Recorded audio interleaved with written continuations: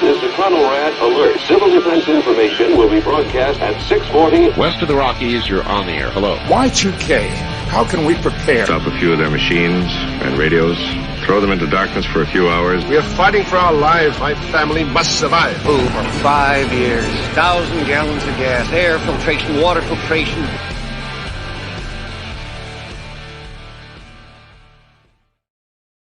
Coming at you from the frozen tundra that is East Central Alberta, Canada, streaming live on YouTube, Facebook, Twitter, Twitch, Rumble, and Odyssey.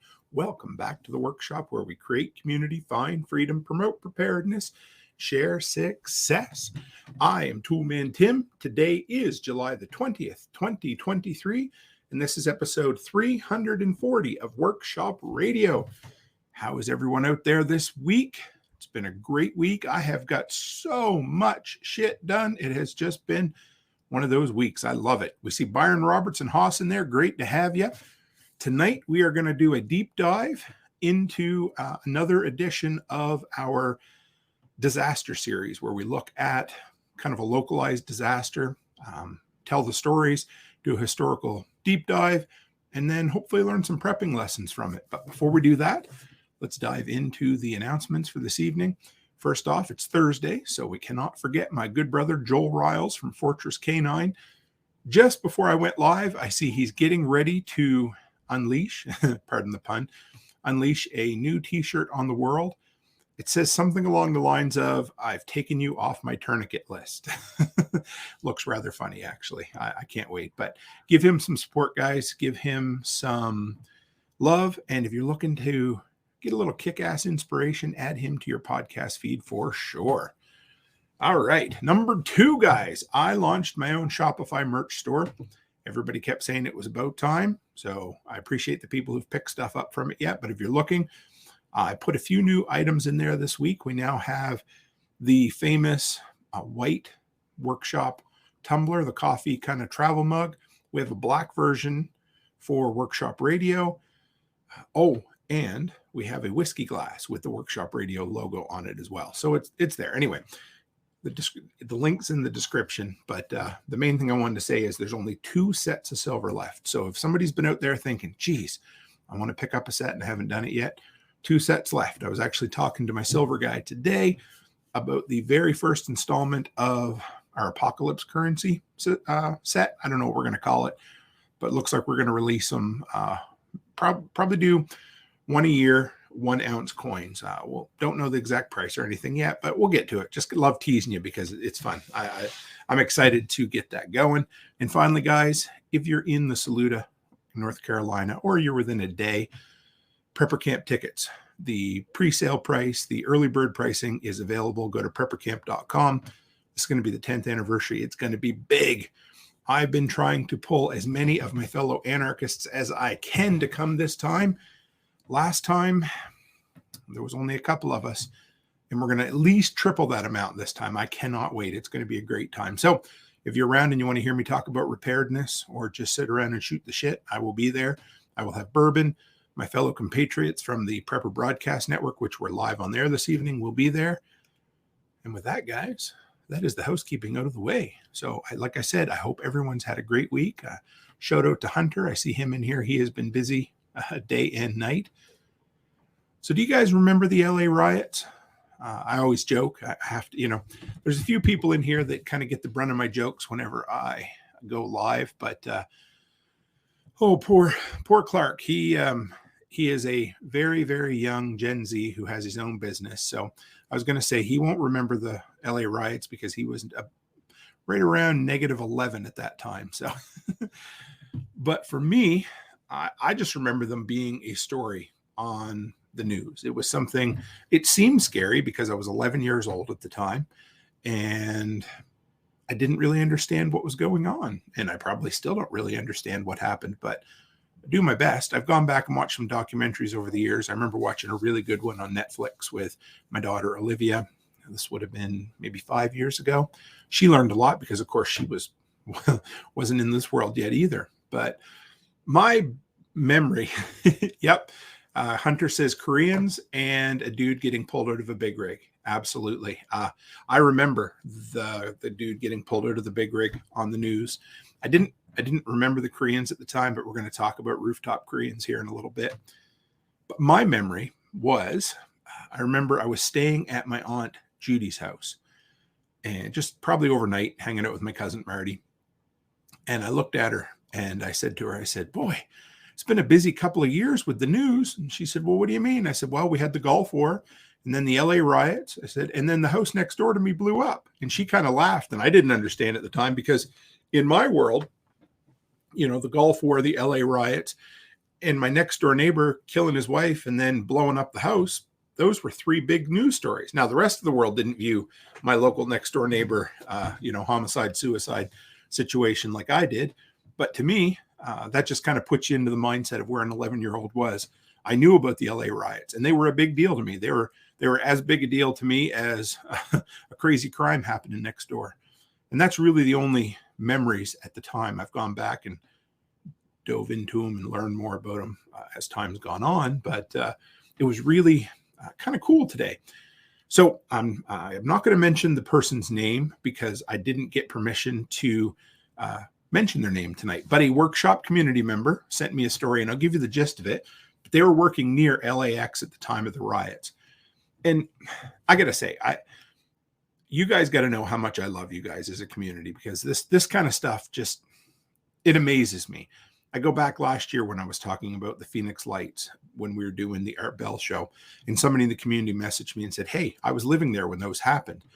And it's cool that our community is big enough, but still small enough that people are like, feel free to reach out to me. And I always want you to, because I love hearing personal anecdotes that are tied to these kind of scenarios. And so this person worked near LAX. They got sent home early because of the riots. They had to go to the airport to pick up their girlfriend, and said it was a rather hairy drive at the time. The freeway was completely backed up and blocked off, so he had to take surface streets to get around. And when he did, happened to drive by a Radio Shack that was getting looted at the time. So that it gives me, I actually got a few goosebumps on my back. Like, we're talking 31, 32 years ago, and to hear that story firsthand from a fellow workshop delinquent, it was an honor to hear it. Thank you for sharing it. And yeah, it was, it's just, I don't know. Anyway, the kind of stuff that happens, and a few lessons out of just that story. But the main one is, hey, it doesn't take long for freeways and interstates to become blocked up. So, like I said, for those of you, hey, we see Rachel Brown and Letty Lou. Letty Lou says she's looking forward to hearing about the rooftop Koreans with guns as well. Maybe I should have made that a bigger part of this episode tonight, guys. But yeah, I do. You guys know I'm a bit of a nerd for history. I love taking dives into the past. And yeah, I like to look back, because, you know, they always say if you forget history, you're doomed to repeat it. And I think it's true. You know, you see some of the things happening today and you realize, you know, it's probably sitting down and looking objectively at some of the more recent historical disasters might help people realize sometimes we're assholes and we shouldn't be acting like this. One more, just a disclaimer, and I don't normally start with disclaimers, but I thought this one was kind of important, because the LA riots, more than the New York blackouts or the Buffalo blizzard or anything like that, the LA riots are one of those stories that get people riled up. Everybody has an opinion on them, and it tends to be one of those things that happens when you're talking about racial issues. So here's the deal. I'm going to do my damnedest to just share the facts objectively. I don't want to come out on an opinion, and I don't want it to come out as these people did something wrong, this person didn't. It's more of, let's look at where the culture was. Let's look at the mindset of the mob and individuals, and let's see what kind of lessons we can pull out of it. So for those who don't know, and those who do, we're going to take a brief trip down memory lane or history, and we're going to give a quick overview of what the hell this story was, because there's going to be people out there listening who are either too young or Well, here's one right now. Backwoods Butcher. Hey, Kyle, great to have you. Somebody who was too young to remember the events. And so we'll take a quick overview of the high points. But March 3rd, 1991. I didn't realize it was an entire year. The incident happened a year before before they ended up going to court in the whole story. But anyway, March 3rd, 91, Rodney King, 25-year-old black man, was pulled over by the LAPD. No matter where you stand on what happened from there, it was excessive violence. They pulled him out and they beat the living shit out of the dude with batons and elbows and kicks. I wrote down what the injuries were, but it was bad. Now, here's the thing. There'd been a lot of stories about police brutality in the LAPD at the time, documented stories. So it was an issue, no matter, again, where you stand on it. But the difference between all the other events that happened and this one was a gentleman named George Holliday happened to have just got a brand new Sony Handycam a couple of days before. He lived nearby where Rodney King was pulled over. He was awoken by, I don't know, some sort of noise or craziness or incident or whatever. And he didn't know what it was. So he woke up, he seen the police had pulled somebody over, and he thought, what a great time to test out my new Sony. So what happened is some of the most famous 9 minutes of Handycam footage ever captured. And you got to remember, guys, and most of you know this, but the youngins out there probably don't. This was not the time that every one of us walked around with a 1080p 4K high definition, front and back 17 cameras to a phone kind of device. Nobody had them. So this was a big deal for the dude. He stood on his balcony and he recorded for 9 minutes of out of focus, blurry footage of the police doing, unfortunately, what the police were going to do. So that was kind of the catalyst. And there was a whole bunch of stuff happening in the background that kind of led to why this was. You guys know when you pressure can, and you're not supposed to do this, but I do this. Once it's reached temperature and time and it's done and you want to cool them down faster, don't do what I do. You pull off that weight on the top and everything just goes like that. Well, that's kind of what happened. This was the event that pulled that weight off the top of the pressure canner. It went to the news, of course. And the news did what the news is always going to do, because if it bleeds, it leads. And this was definitely a story worthy of leading in their mind. And to continue pushing and pushing and pushing with it, they did. So, of course, at this point, beyond all the stories of violence in the LAPD, this was the one they could not ignore no matter what. And so they didn't. They took the 4 cops to court. And April 29th, 1992, after a 3-month trial, a majority white jury acquitted all 4 officers on almost all the charges. And I remember that day. I do. When I started putting notes together, I remember being in school hearing about the verdict. And that was about all I knew at the time. But, of course, you got to look back and see the racial tensions and everything that were going on at that time. And that was the event. This, I guess the Rodney King beating and having it recorded was putting the finger on the trigger, and these cops being basically acquitted was the pulling of the trigger. And that is what set off this massive explosion. And the city went to hell for a few days. It was awful. And Haas says, leave it to California. They were not going to go after the cops. The feds did. I remember that. I remember hearing about that a bit.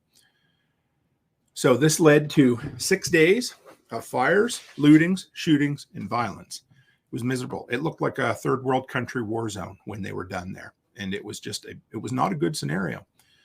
So I want to talk about the media's role, but let's talk about the numbers first.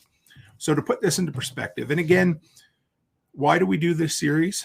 It's not to glorify anything good or bad that happened, but it's to look objectively at incidents from the past, because as we know, history does like to repeat itself, and look for patterns and look at what happened and hopefully learn from it.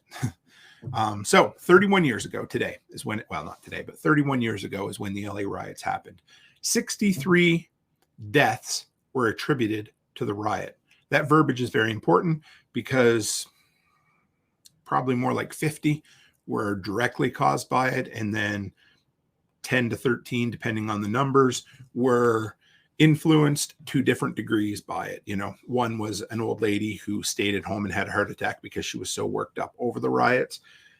One guy had a drug overdose and his house burned down, and they said that was a death attributed to the riots. So the numbers go up and down depending on where you look. But about 50, when I did the deep dive, could be directly attributed to the riots.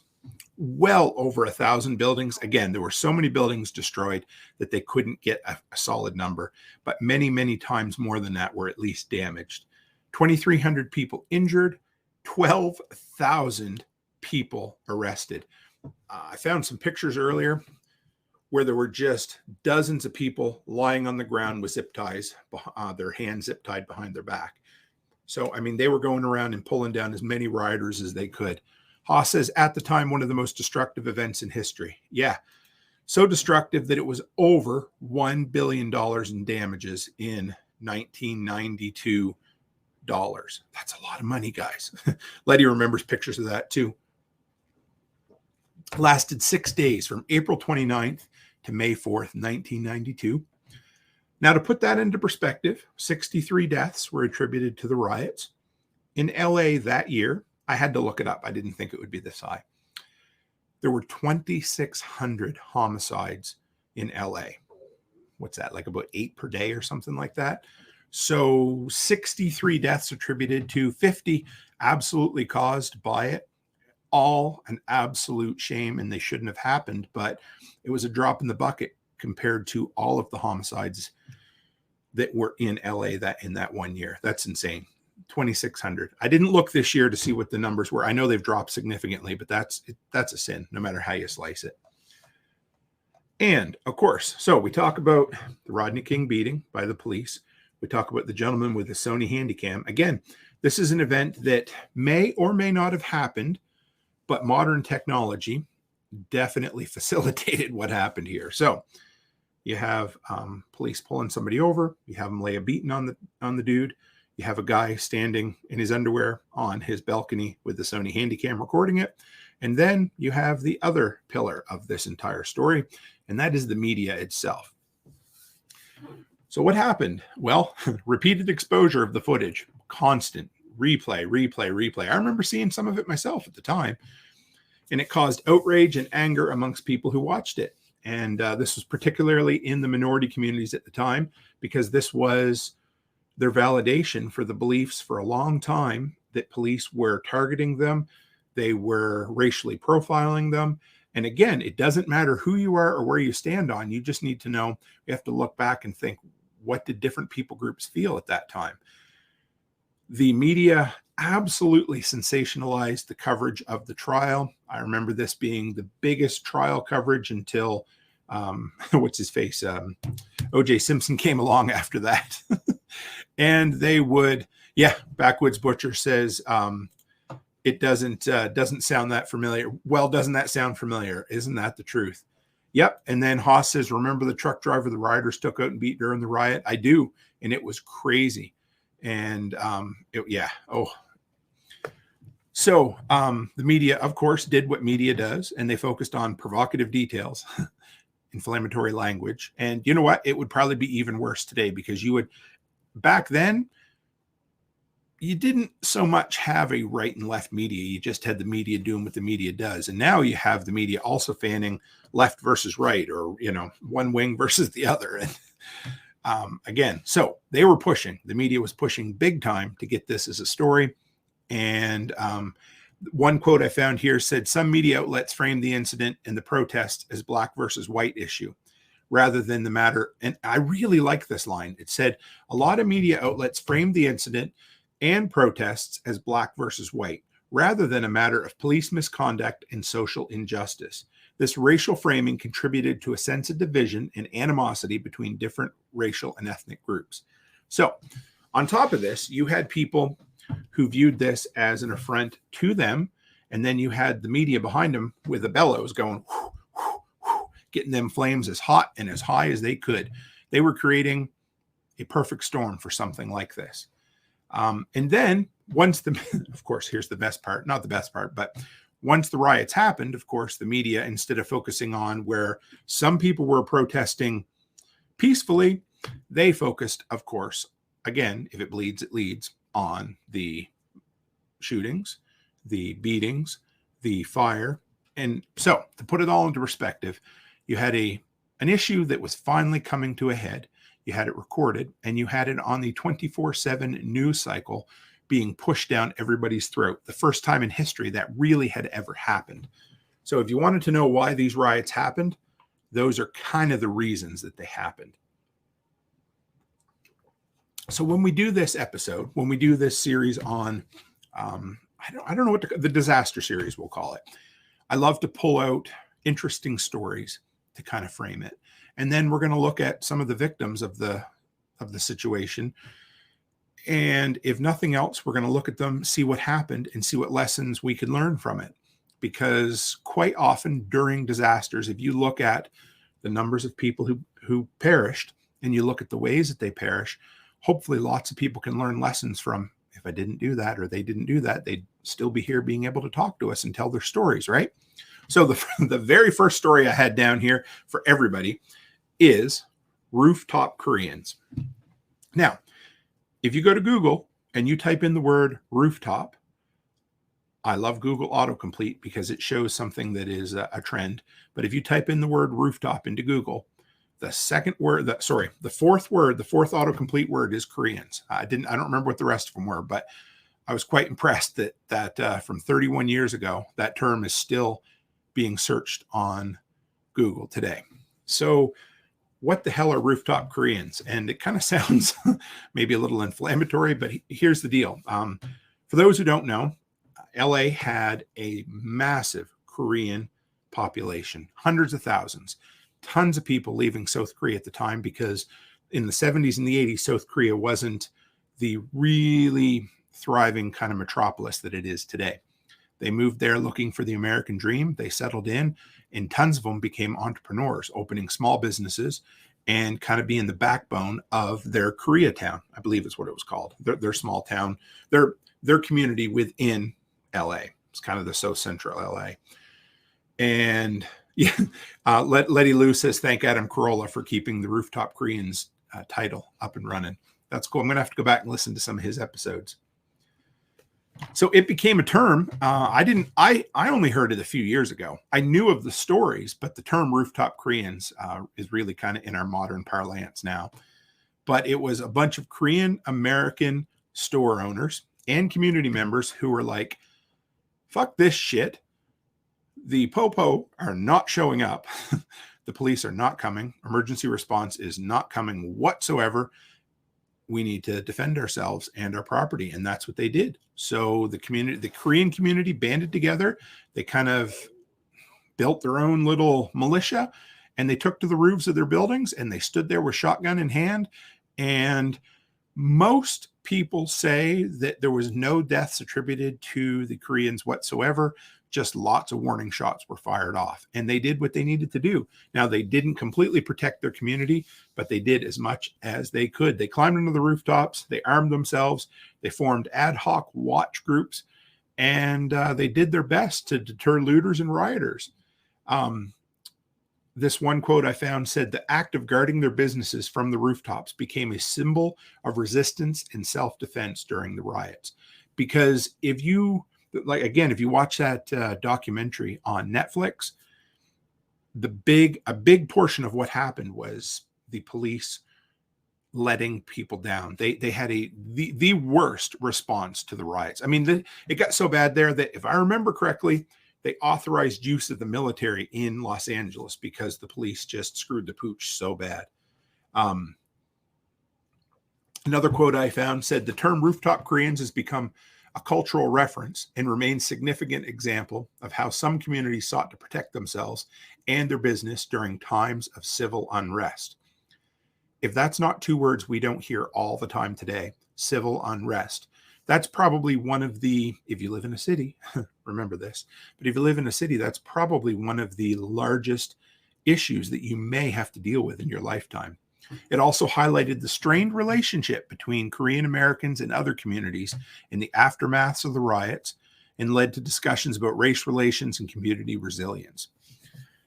But it definitely showed that a community, and again, this was a community on race lines or familial lines. So these were people that already had connections, and they're like, hey, we need to protect our shit. Let's get together. So they armed themselves and they stood watch. Now, again, when we get to the bottom of all of this, there's probably different things. Again, treat it like a hurricane and evacuate, that sort of thing. But if they were stuck there and couldn't leave, they did what they had to do. Rachel says community at its best. And Hunter said it was the Marine Reserves. There's a story about communication with that tale. I'll have to find it, and maybe I'll do a follow-up on it later on, because I always love hearing the interesting stories. But they basically said it was a combination of fear, pride, and stubbornness.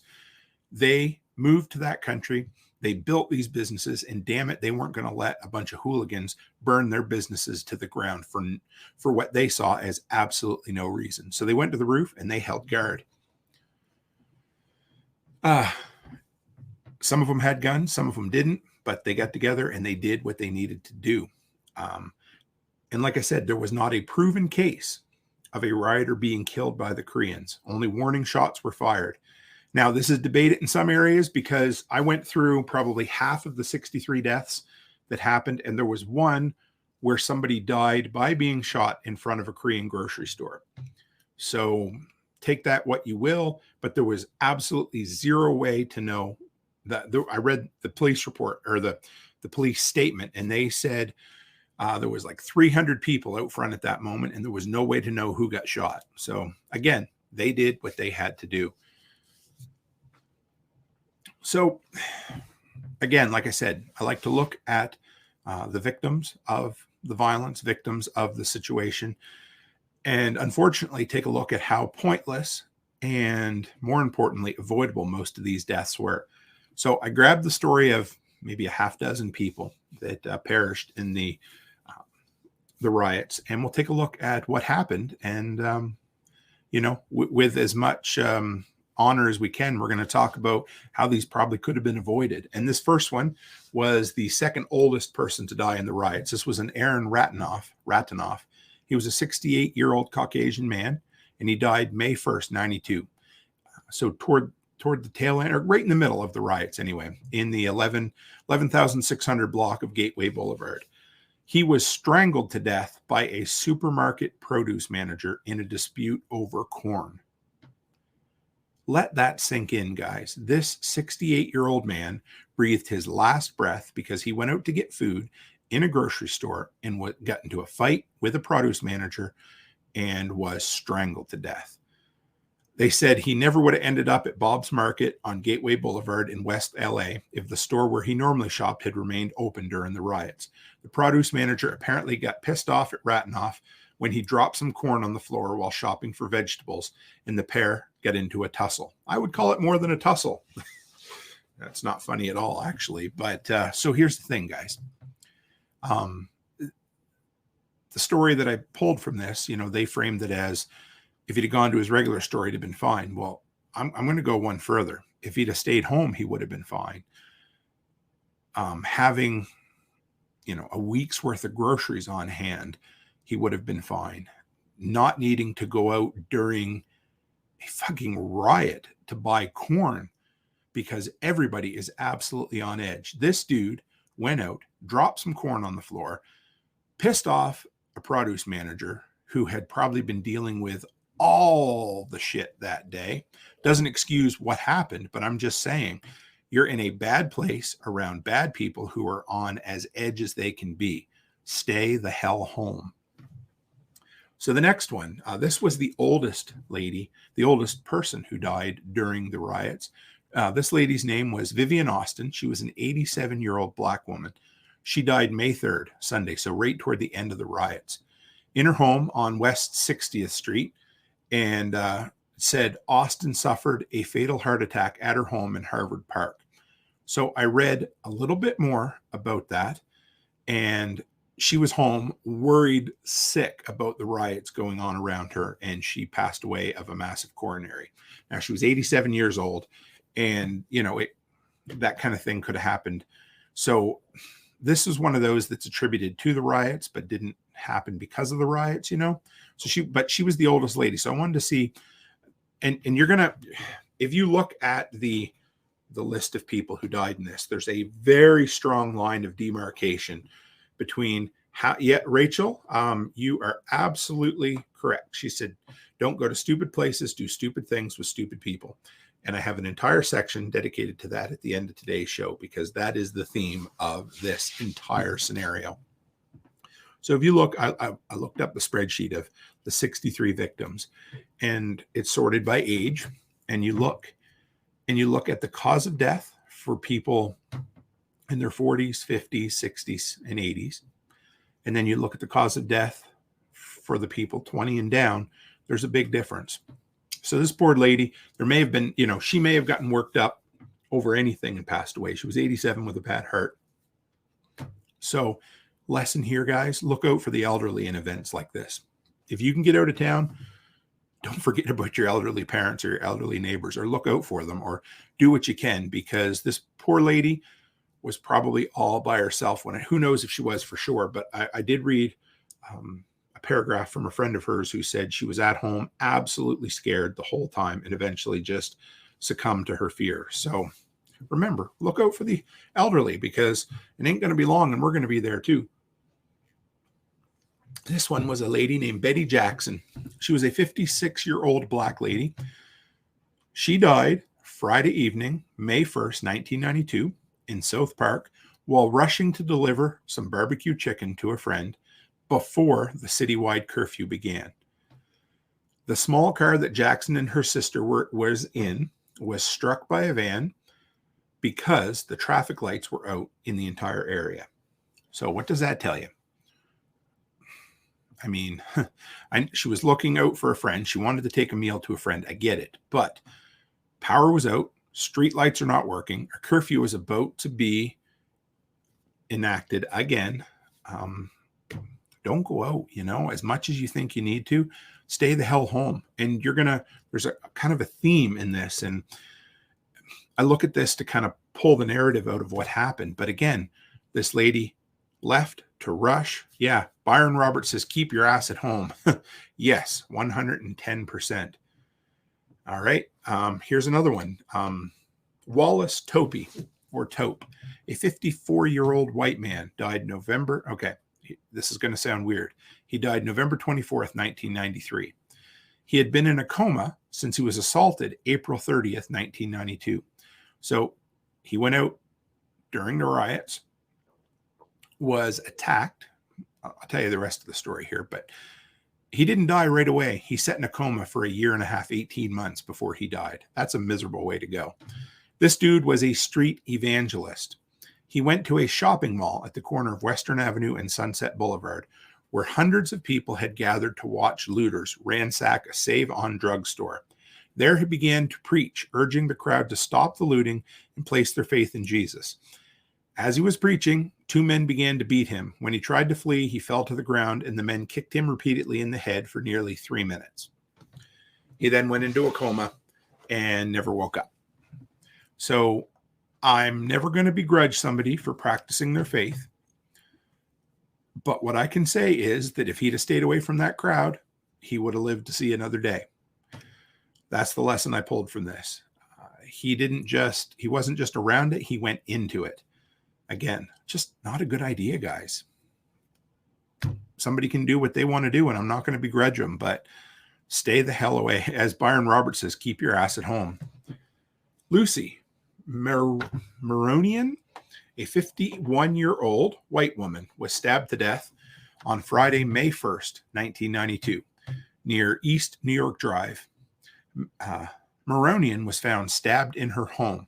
According to sheriff's investigators, she was killed after confronting a group of teenagers who had been chasing her 14-year-old son and his friend from a nearby intersection. So she went, the way it sounds, her kids were out during the riot. They got into trouble, A group of teenagers started chasing them. The mom went outside to confront them. They either chased her inside and stabbed her or stabbed her outside, and she went in and succumbed to her injuries. Again, keep your ass at home, right? I mean, ideally, you would never be involved or near in a riot to begin with. You would have evacuated ahead of time, but that's not always the situation that can work for some people. But again and again and again, keep your ass at home. Keep your ass inside. Don't let your kids out. If the streets are on fire and people are rioting, keep your kids indoors. Simple as that. If your 14-year-old son wants to go out and play with the rioters, you tie his ass down. And yep, yes, you're right, Hosser. I didn't mention the armed part. Home and armed. Kind of stay under the radar the best you can until you don't need to anymore. And yeah, Backwoods Butcher said it's like the preacher that went to the Cannibal Island to spread the word of God and got shot with an arrow or a spear. It's true. You know, again, I'm not going to begrudge somebody for doing what they feel like they're called to do, but keep your ass at home and you'd still be alive. Hector Castro, a 49-year-old Latino man, was shot and killed Thursday, April 30th in Koreatown. This was the one. Castro was shot outside a block of retail shops at the corner of Vermont and Leeway Avenues by an unknown gunman during the looting melee. The fatal bullet passed through the Central American immigrant's neck and was never found, authorities said. There was between 150 and 300 people out there rioting at that moment, said LAPD detective. Not only were the Korean merchants shooting their weapons to scare looters off, but possible gang members and looters were shooting at the Koreans to get them out of their stores. Stay home. Don't go out and be involved in a riot, in a looting scenario, right? Here's the next one. Howard Epstein. He was a 49-year-old white man. He was shot and killed on the Thursday of the riots. This is a different one. He'd flown in from his Northern California home to check on his South LA metal manufacturing business.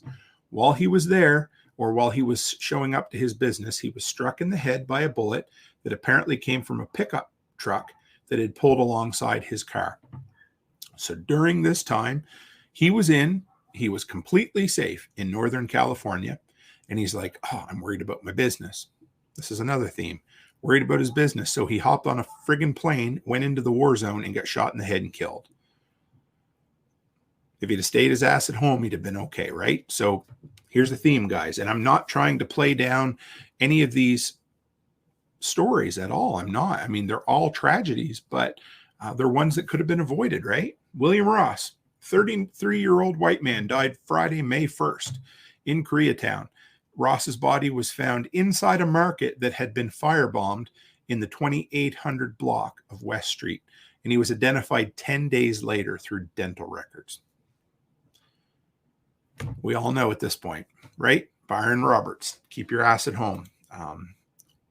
Again, if you were at home and you had what you needed, this kind of shit wouldn't happen to you. You wouldn't end up being identified by your teeth 10 days later in a bombed out Korean grocery store, right? So here's the deal, guys. Reading through all of these deaths, you got to know, and this was a theme I found, a not insignificant amount of the deaths were things such as drive-by shootings, stabbings over a drug deal, and that sort of thing. So what ended up happening was the bad people who would already be causing crime, when the mob mentality took over, decided to use it as a cover to continue doing the bad shit they always do. Here's another thing. So these older people died because they left home because they had a reason, right? Every one of them. They thought they had a reason for leaving.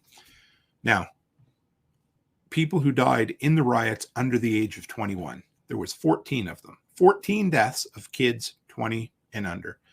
11 of those 14 were shot and killed while out participating in the riots. 2 more died inside of businesses that were firebombed or burnt to the ground. So 13 of the 14 who died were out participating in the riots and either got shot or burned up in a business. Here's another thing that we don't always. Night, Rachel Brown, always good to have you. Mike from Snail Creek says, I'm seeing a pattern. Me too. And that's why I like digging into history, because we get to find the patterns, right?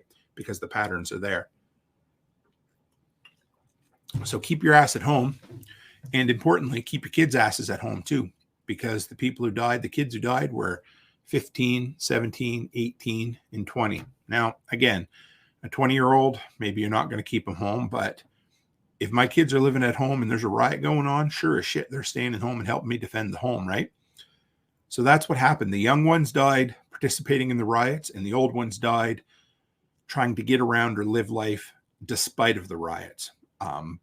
All of which, every single one of those deaths, out of the 63 deaths, I read about half of them, only one wouldn't have been prevented by keeping their ass at home. What were the dangers during this time? We know. I mean, it was fires, it was looting, it was random ass gunshots, it was being caught out after curfew because they had implemented a curfew for those 6 days. It was the fact that, in a man who is much smarter than myself, history doesn't repeat itself, but it often rhymes. Exactly. And those rhymes are what we can learn from, right? You're like, that sounds awfully familiar. I think I heard that story before, or I remember something that sounded awfully similar. What, lack of emergency responder response.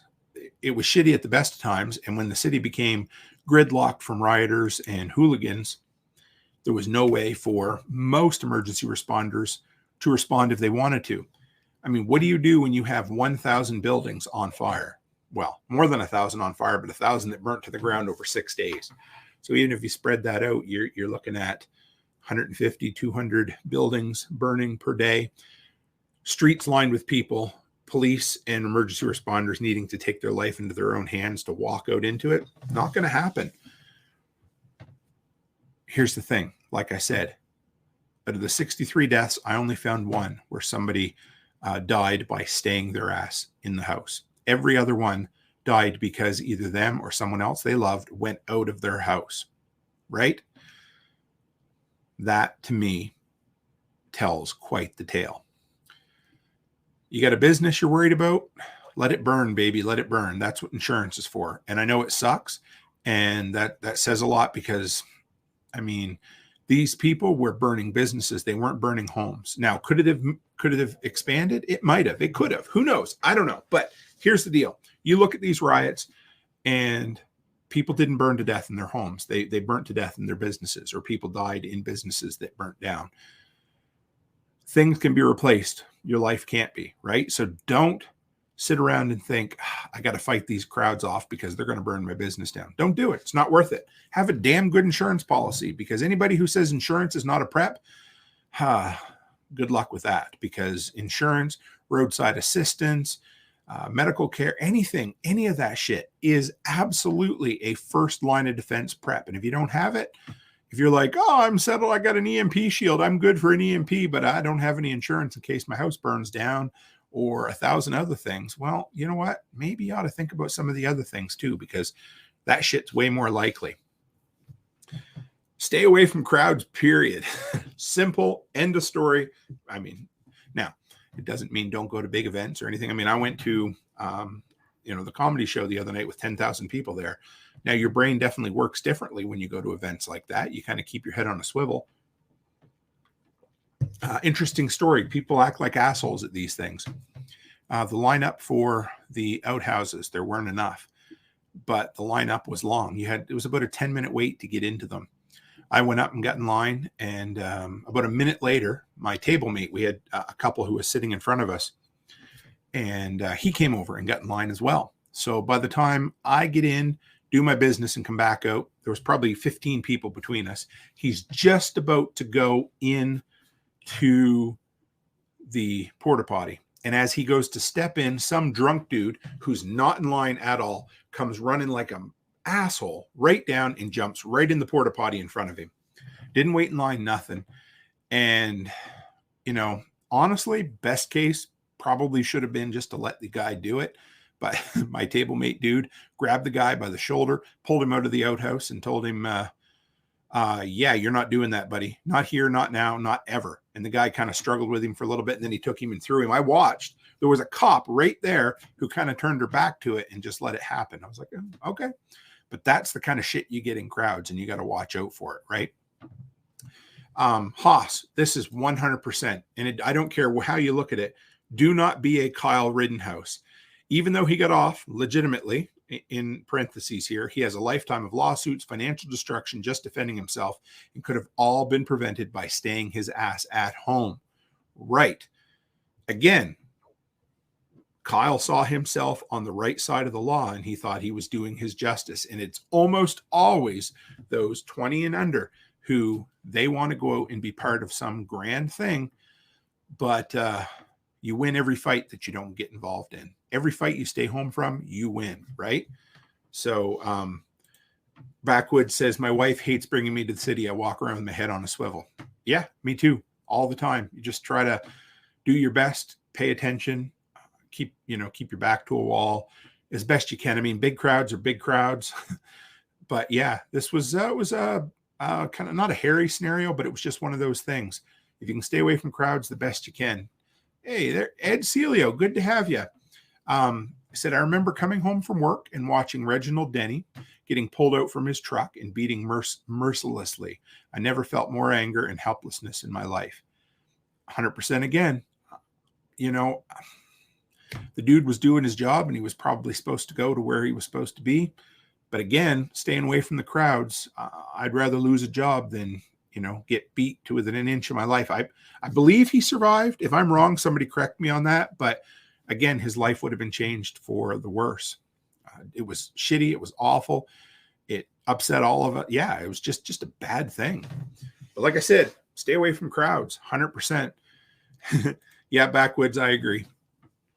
It says I'm possibly carrying something somebody shouldn't. So yeah, I get it. The crowds, they suck. Don't get caught in a crowd the best you can. To me, I look at something like this and my first thoughts were treat it like a hurricane. Evacuate. If you see the shit happening or starting to happen, get in your car and take your family for a nice little 3 or 4 day vacation. Well, if you don't need to and you need to turn around, great. But if you go and you spend some money on a hotel, well, the kids got to go in the pool and you get to go in the hot tub and nothing happened. But in some instances, you might save somebody's life, right? Don't expect emergency response to show up during civil unrest because it's not going to, because here's the deal. And I don't begrudge them for it, but if it's bad enough, emergency responders are going to be looking after their own first. And I don't blame them. My ass would be going home looking after my family too, 110%. So what is the modern equivalent of the LA riots? What is something we could be dealing with ourselves? And like I said, it's those two words that the media loves to throw around, and it's civil unrest. It's something if we don't deal with it, the possibility of it exists, and it seems to happen a lot. And here's the deal. Whether it's Black Lives Matter, whether it was the insurrection at the Capitol building, whatever it happened to be, here's the deal. Don't go to stupid places with stupid people and do stupid things, right? Stay away from them. Stay away. Now, here's the one that probably should go without saying. Don't live in a city if you don't have to. There are some people who have to live in a city. And I'm not going to tell you to move. Well, yeah, I am. Get the hell out of the city. They might be nice places to visit on occasion, but they sure as hell aren't real conducive to, civil lifestyle, I guess. But don't live in the city if you can help it. To me, that's the best way. Because when is the last time that there was a story on the news about civil unrest in a 300-person town in Kentucky? Doesn't happen. When's the last time you heard about civil unrest at a Waffle House in Tennessee? Well, I mean, maybe, but I'm just saying, when you live in a small town, civil unrest is, the local farmer throwing cow shit on the windows of City Hall. That's civil unrest. When you live in New York City, civil unrest is tens of thousands of people flipping cars, burning buildings, and killing people. So there's the difference. Which one would you rather? I'd rather have a little cow shit than getting trampled to death in a city, right? But if you do live in a city, again, treat it like a hurricane. Be prepared to board up your home. It might protect you at least a little bit. Have multiple evacuations to get the hell out of Dodge. Evacuation routes. That's what I meant to say. And again, treat it like a hurricane. And remember, when we're prepping, all this stuff bleeds over into other things. So when you prepare for civil unrest, you're also preparing for hurricanes, wildfires, all of this stuff, because the shit's all the same. When you have three points of evacuation and 3 routes to each one of those points of evacuation, you've prepped for almost all of these bad scenarios, right?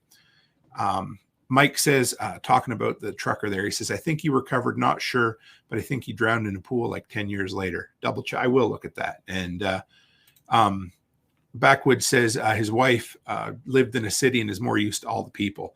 Yeah, it is what it is. And Haas says, when you see this video, you'll see how fast shit can go sideways in seconds. I got a story to share with you guys about something that happened to me after here as well. So remember, almost all civil unrest is localized as well, right? So, you know, if you're in a city and the civil unrest is happening there, escaping to the country or to a small town and staying in a hotel for a few days is a great solution to that scenario. Again, how about the guy who went out and needed corn, or the neighbor who didn't have chicken and the lady died delivering barbecue chicken to her? Stock up on the essentials ahead of time. Oh, shit. What are you saying, Tim? A prep that I do anyway that is good for one scenario carries over into a whole bunch of frigging scenarios. Shit, frigging right it is. I get all worked up talking about prepping. It's a great thing.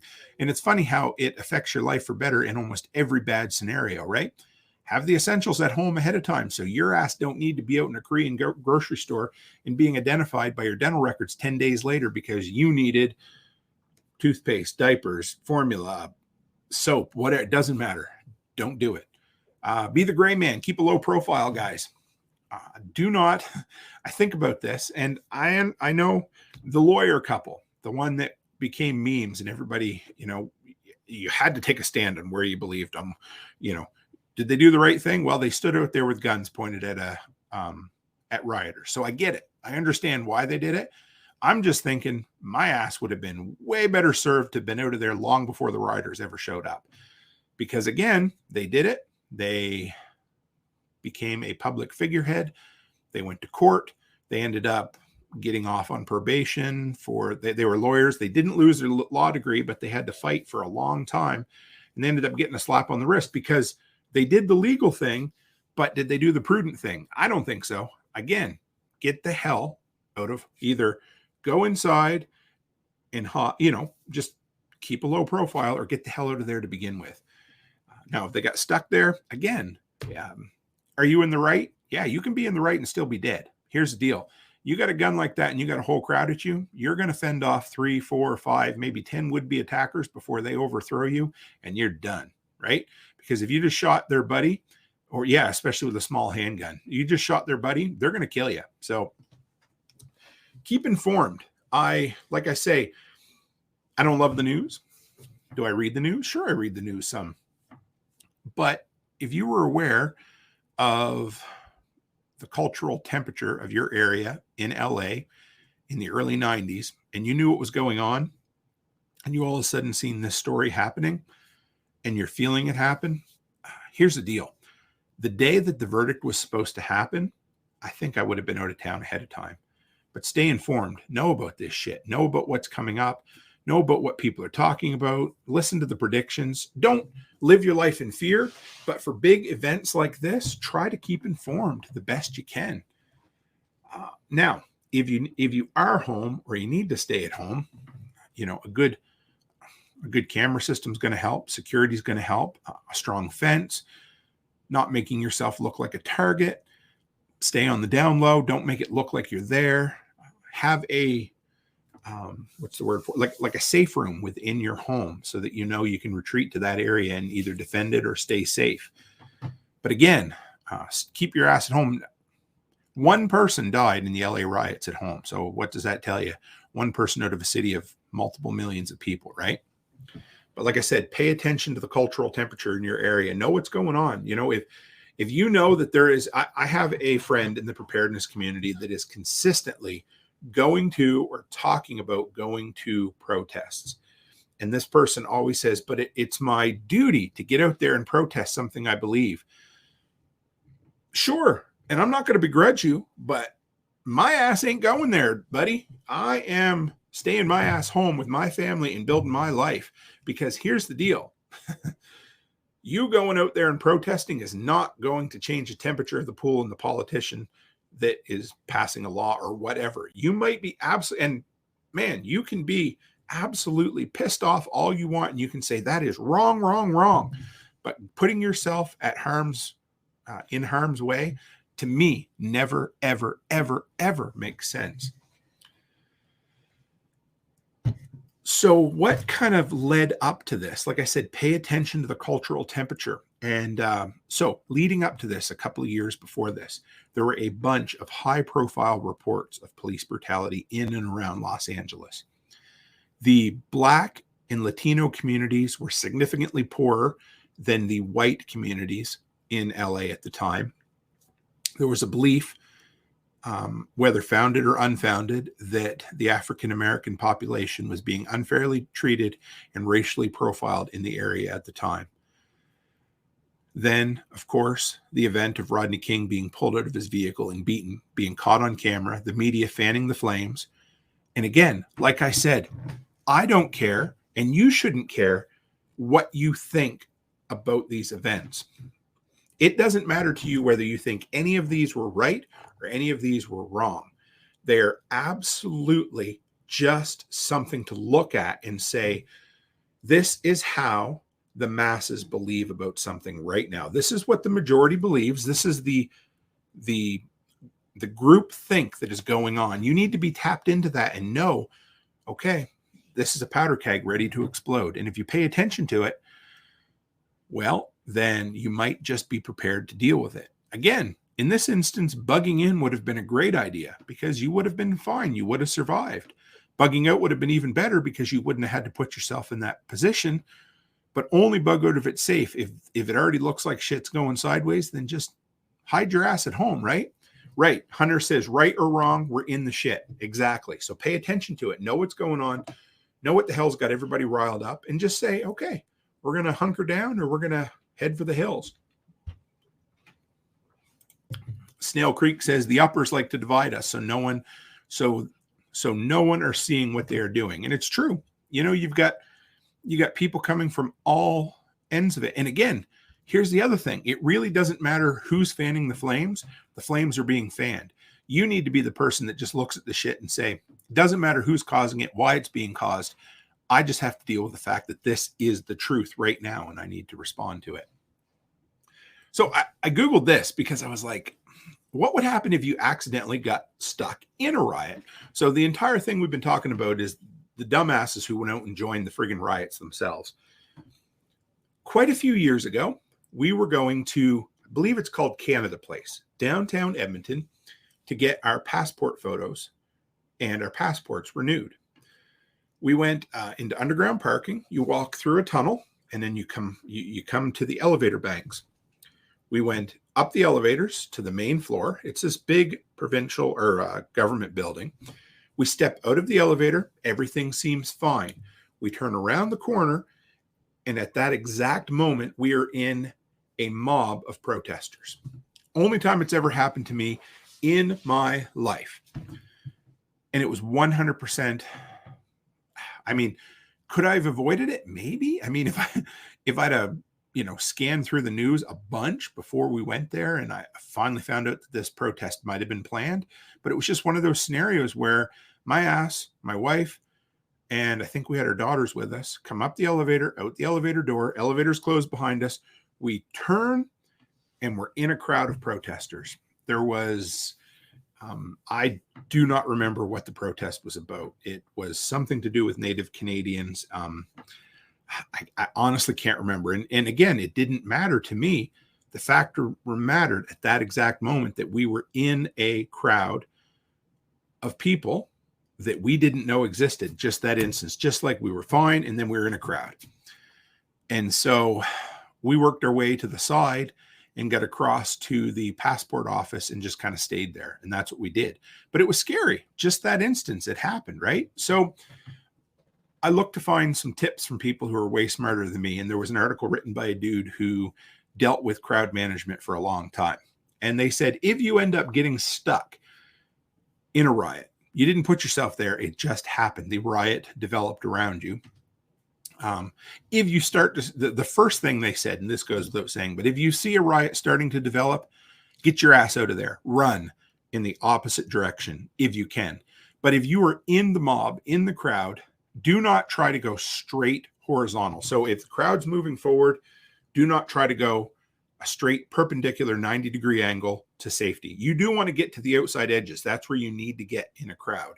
But don't try to do it that way, because they said you are absolutely going to get trampled if you do that. So what you need to do is go on a diagonal. It's kind of like when you're trying to swim to the other side of a river that has a bad current. You kind of swim up and over. So if the crowd is moving this way, you want to go diagonally up and over to get out of the crowd. Hopefully nobody ever has to deal with that, but I thought that was a pretty cool tip, because I'd always been told that if you got stuck in a mob like that, you tried to work your way to the side. But they said if you do that, you're going with the flow, but moving your way across, and you're not fighting nearly as much. I'm going to talk about that too. Haas says, what if you're in traffic, like on a freeway? So Philippine Nomad says, I survived the riots of 92. And yeah, exactly. You guys are awesome. Hunter says, go with the flow and drift out. Do not stand out. So first, leave if you can. As soon as you see it developing, run in the other direction if you can't. Number two, if you're in the crowd, go forward and off to the sides on a kind of a 90-degree up and away. That's going to be your path of least resistance. Number three, they said, stay a gray man in the crowd. So obviously don't start chanting something that goes against the group. If you're wearing a shirt that goes against what they say, take your shirt off, turn it inside out, put a jacket on, whatever it is, but don't be a person that they're looking to fight with, because you're just going to pay for it. Mob mentality is absolutely the worst thing you can deal with. And this is what this gentleman talked about. Now, what did they say? Haas says, what if you're in traffic, like on a freeway? And that's exactly what I thought. My ass always said, yep, here's what we're going to do. We're going to put the pedal to the metal and not stop moving. And this dude said, no, it's probably not the best idea. And I get it. I understand. But basically what they said was, you're not going to make it through a crowd of people with a vehicle, no matter how hard you try. All you're going to do is piss a crowd off, attract attention to yourself, which is the last thing you want to do, and you're going to lose some of your cover. Now, a vehicle is great concealment. You know, if you get in a vehicle and you lay down, most of the crowds, in theory, are just going to work their way past them. So what this guy said was, stay in your car, turn your car off if you can, get low, and try to hide, because they said if there is gunfire, it will give you some cover, some protection, not a lot, depending on what kind of arms it is. But they also said your absolute last resort is to evacuate from your vehicle. But the only time you do that is when the crowd is trying to get into your vehicle or your vehicle's on fire. Other than that, your chances in a large group with a vehicle is turn your vehicle off, stay low, and just stay unobtrusive. Try not to attract unneeded attention to yourself. So I thought that was pretty cool. Now, we've all heard Mr. Jack Spirko talk about don't go to stupid places with stupid people and do stupid things. And I thought that was the whole part of the sentence. But I found today, this was credited to a John Farnham. He's a firearms instructor. They call it the rules of stupid. And it adds another point to it. And this was kind of what I wanted to sum up. This was the idea that if there's no other rule, this kind of sums up what happened in the LA riots. And this was a 4-point stupid instead of a 3-point stupid. And it said, do not go to stupid places with stupid people at stupid times to do stupid things. And I think that sums up incredibly, unfortunately, the people who didn't make it through the LA riots, because going to stupid places would be going to a grocery store in the middle of a riot. With stupid people would be going out and being a rioter yourself. At stupid times, well, that could be after curfew. That could be on the street when the signal lights are out and doing stupid things. How about throwing bricks through windows or shooting at rooftop Koreans? That kind of shit's going to get you killed. But I really like that. I said, if there's one lesson, again, it just, to me, I mean, and it's easy for, this late model Gen Xer to sit back and say, yeah, don't go to stupid places with stupid people at stupid times to do stupid things. Well, sure, because I'm usually in bed by 9 o'clock. But it's for the youngins that need to hear this. And it's for the people who have kids who are like, you know what? I got to make sure my kids don't do it, because that's when you're dumb. That's when you end up dead, right? So Mike, our local Filipino nomad, says, keep your radar on and get intel before things heat up to avoid being in the path of the mob in the first place. Absolutely. Yes. He also says, yes, like going to the beach to check out the weird surf during or after an earthquake. Right. Where I grew up in Nova Scotia, there is an iconic lighthouse called Peggy's Cove. And if you've ever seen pictures of Nova Scotia, you've probably seen the Peggy's Cove Lighthouse. And there are signs that say, do not go on the rocks. And every single year, without fail, there is the story of a tourist who went too close to the rocks and stepped on the slippery seaweed and was never seen from again, or the surf splashed up, pulled them in, and was never seen from again. Because they did stupid things in a stupid place. They were the stupid person. But pay attention, guys. Listen to the, take the cultural temperature of the area you're in. If you live in a city, you're wrong. No, that's not true. I don't like to say that, but you're probably better off to get the hell out of a city long before anything bad happens. But if you can't, have routes of egress, figure out ways to get out long beforehand. And if you do live in a city, I would say your bug out, what it takes for you to bug out, is probably going to be a lot shorter than somebody living off in the country. And you're probably going to have some false starts, and you're probably going to have times when you bug out and you didn't need to, but it's going to be worth it. So yeah, I hope you guys like doing these. I do. This is the third one we've done, and I've got a list of probably 25 different events that we can cover over the next few years. I like it. Actually been since March, so we're talking 3 or 4 months since I did one of these episodes. When the weather gets good, everything gets messed up. So winter time is the time that I love doing these deep dives, but it was time to do one of these, and I enjoy them. What do they say? You die. Hey, Hunter, we've got him on YouTube and over on Twitch now.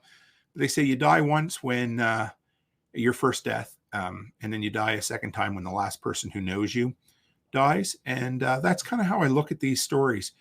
Sharing people's stories is hopefully we're honoring their legacy by going back and seeing these stories, and that we don't become that statistic either. And I hope that those people would be honored to know that somebody's still talking about them and saying, hey, if we look at this and we're not judging them for what they did, but we're going to learn from what they did, and we're going to do better. And again, history's fun. History's interesting. To me, it's one of my favorite things to do. And I find it entertaining as well. So yeah, I've got a bunch. If you guys have specific kind of regional disasters, and this is the thing, every one of these disasters are going to be regional, because disasters are typically regional in general. And if they're not, we're in way worse shape. We're in really bad trouble, because all the prepper porn I read, that's when it's a global disaster that we're in trouble, right? But we can learn from these. Yeah. So you guys want to follow up with me, send me some stuff over on Telegram and say, hey, this is an event I'd like you to cover, because I've got a bunch. I think I've got some wildfire ones. There's obviously some more hurricanes, some tornadoes, but it's good for us to do this. And it's an entertaining new spin on old lessons, right? So I appreciate you guys. I love doing these episodes for you. Thursday nights always tend to be my favorite, because they're these deep dives that we do. Coming up tomorrow night will be Mrs. Toolman and myself. Not 100% sure what we're doing yet. I think we might be doing a top 5 movie list episode again, I believe. We haven't done one of those in a while. They're always a lot of fun. I appreciate you guys coming in here and hanging out with me on a Thursday night because it's summer and this is the time to get shit done. But guys, I appreciate you and thanks for coming in. And as always, stay happy, stay healthy, and have a great week.